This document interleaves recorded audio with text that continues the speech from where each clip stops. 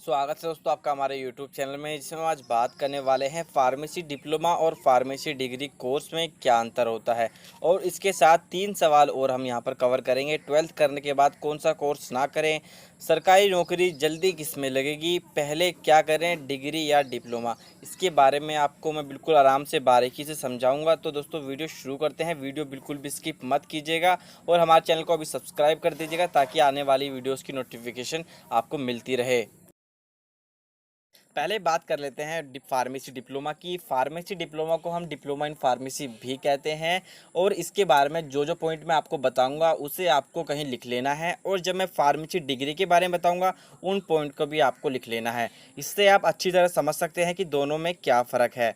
पहला तो यह है, फार्मेसी डिप्लोमा में 2 साल का ये कोर्स होता है। इसमें आपको केमिस्ट शॉप का लाइसेंस मिलता है जब आप 2 साल पास कर लेते हैं।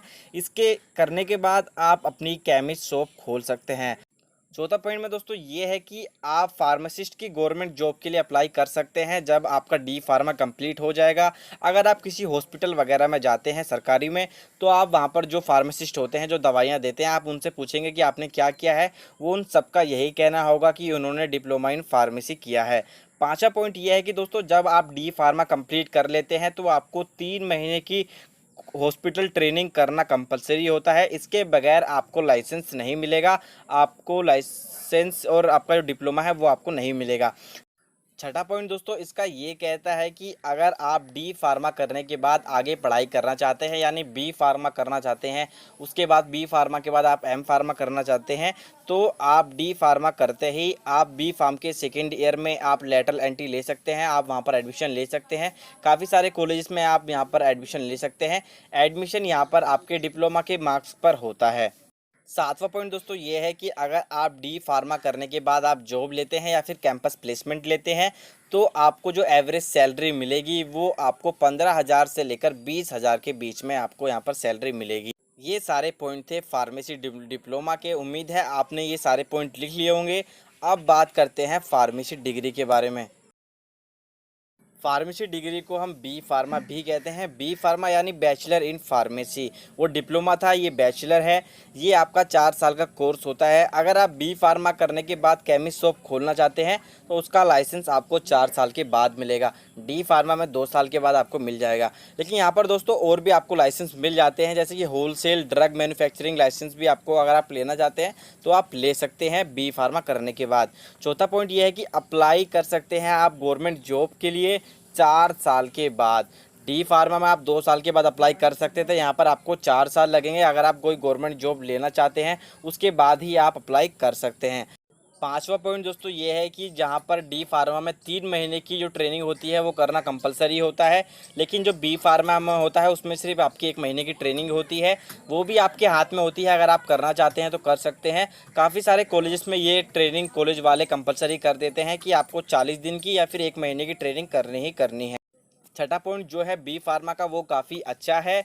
इसका मतलब ये है कि जो फार्मेसी की गवर्नमेंट जॉब होती है वो बी फार्मा वाला स्टूडेंट ले सकता है, और साथ में वो गवर्नमेंट जॉब भी ले सकता है जो कॉमन डिग्री जॉब्स होती है। क्योंकि बी फार्मा एक डिग्री जॉब है आपके पास, आप फार्मेसी की गवर्नमेंट जॉब भी ले सकते हैं, और साथ ही जो कॉमन डिग्री जॉब्स हैं गवर्नमेंट जॉब है आप वो भी ले सकते हैं। इसमें जो कैंपस प्लेसमेंट होती है उसकी जो एवरेज सैलरी होती है, या फिर आप कहीं जॉब करने जाएंगे तो आपको एवरेज सैलरी 22,000 से लेकर 30,000 के बीच में आपको यहाँ पर मिलती है। सातवें पॉइंट में जो लिखा हुआ है एवरेज सैलरी आफ्टर डिप्लोमा, दोस्तों वो डिप्लोमा नहीं है, गलत लिखा गया है। एवरेज सैलरी आफ्टर डिग्री है, जो कि आपकी 22,000 से लेकर 30,000 के बीच में है।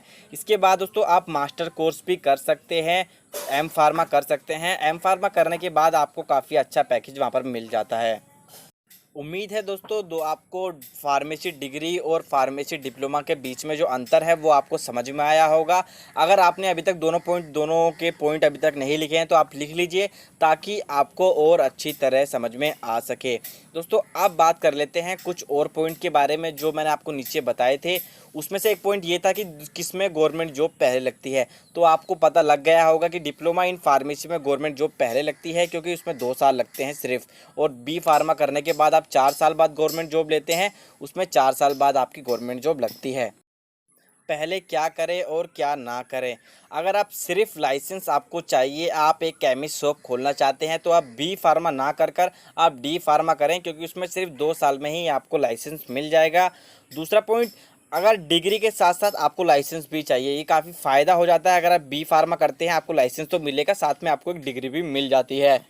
अगर आप बी फार्मा की अच्छी तरह पढ़ाई करना चाहते हो और एक अच्छा करियर बनाना चाहते हो बी फार्मा में, तो दोस्तों मेरी राय ये है कि आपको डी फार्म से स्टार्ट करना चाहिए, क्योंकि डी फार्म वाले बच्चे जितना 2 साल में पढ़ लेते हैं उतना बी फार्म के बच्चे 4 साल में पढ़ते हैं।